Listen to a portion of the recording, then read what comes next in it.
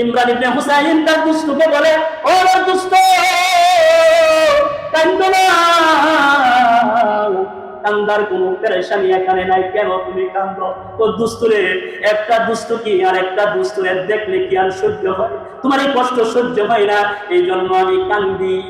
আল্লামা ইমাম ইবনুল কাইয়্যিম রাহিমাহুল্লাহ তার বিখ্যাত কিতাব মাদারিসুস সালিকিন বাইনা মানাজিলা ইয়্যাকা না'বুদু ওয়া ইয়্যাকা নাস্তাঈনের ব্যাখ্যার মধ্যে এসেছে, এই ব্যাখ্যার মধ্যে নিয়ে আসলেন আল্লাহর নবীর একজন সাহাবী, তার নাম হচ্ছে ইমরান ইবনে হুসাইন রাদিয়াল্লাহু তাআলা আনহু।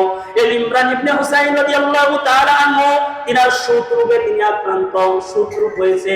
ওই শত্রু কি? ওই শত্রু হইল মানুষের দেহের ভিতরে যতগুলো রগ আছে, শিরা উপশিরা আছে, ওই রগের ভিতরে যে রক্তগুলো প্রণালীগুলো রক্ত যে পরিচালিত হয়, এই রক্তের বদলে তার সমস্ত রক্তগুলো পানিতে পরিণত হয়ে গেছে।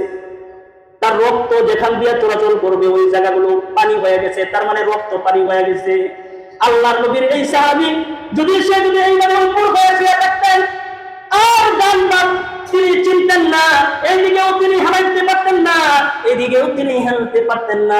তার জিন্দিগিটা বিছানায় এক তরফা কইরা তার জিন্দিগি তিনার চলতেছিল। কিন্তু তাকে দেখার জন্য, ইয়াদাতুল মারি করার জন্য মুদাররফ ইবনে আব্দুল্লাহ রাদিয়াল্লাহু তাআলা আনহু তার বাড়িতে আসলেন দেখার জন্য। আয়েশা দেখলেন ইমরান ইবনে হুসাইন রাদিয়াল্লাহু তাআলা আনহু বিছানায় পড়ে আছে, শরীরটা শুকায়া হাড্ডি হয়ে গেছে।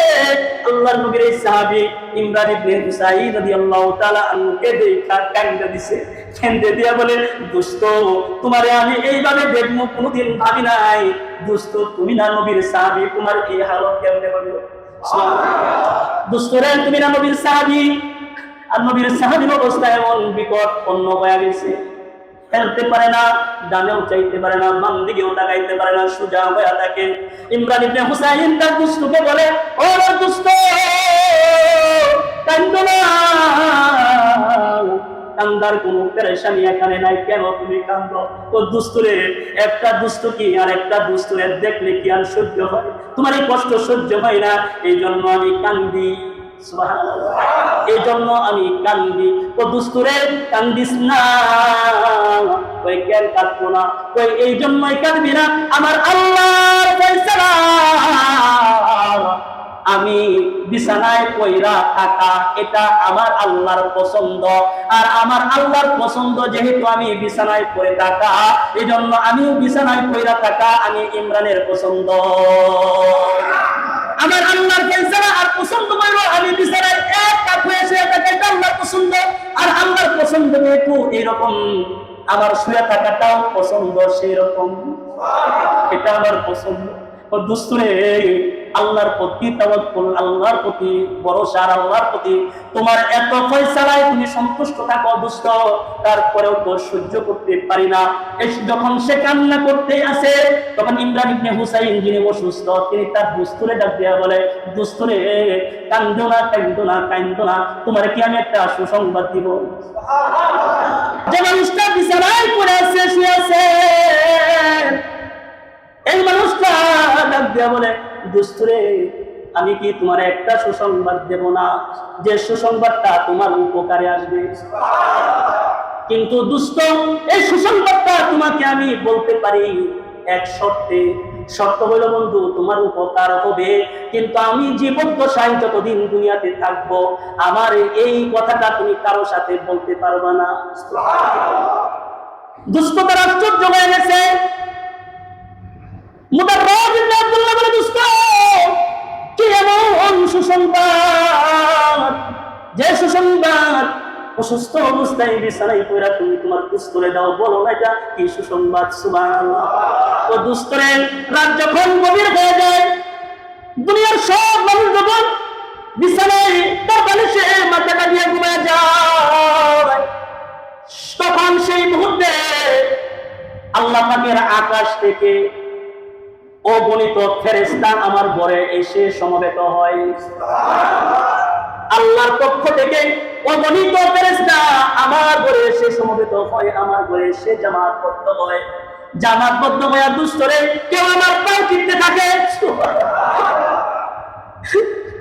ও দোস্ত, আমি অসুস্থ, তুমি বলছো আমারে দেখার কেউ নাই, কিন্তু দোস্ত আল্লাহ আমার জন্য ফেরেশতা পাঠায় দেন। ফেরেশতা, কোন ফেরেশতা এসে আমার পা টিপতে থাকে, কোন ফেরেশতা এসে আমার পা টিপে, আমার হাত টিপে, কোন ফেরেশতা এসে আমার মাথা টিপা দেয়।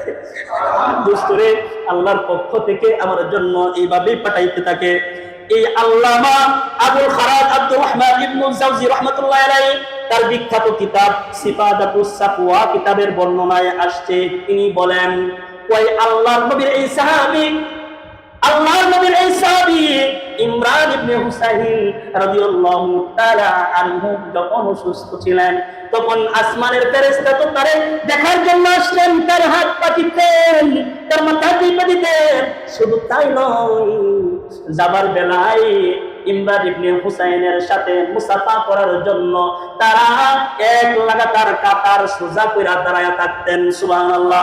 তারা কাতার বদ্ধ হইতেন, কাতার বদ্ধ হয়ে ইমরান ইবনে হুসাইনের সাথে তারা মুসাফা করতেন, আর মুসাফা করে বলতেন, ইবনে হুসাইন আজকে চলে গেলাম, আগামীকাল রাতে আবার তোমার সাথে দেখা হবে।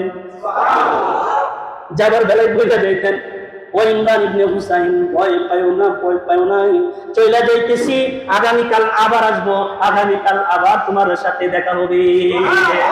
আল্লাহর ফয়সালায় যদি সন্তুষ্ট থাকে, ইমরান ইবনে হুসাইনের জন্য যেমন জান্নাত, যেমন ফেরেশতা আসিয়া তার মেহমান করেছেন, মেহমানদারি করেছেন, তাকে সুন্দর করে, তাকে সুন্দর করে পরিপাটি করে তারা রেখে গেছেন।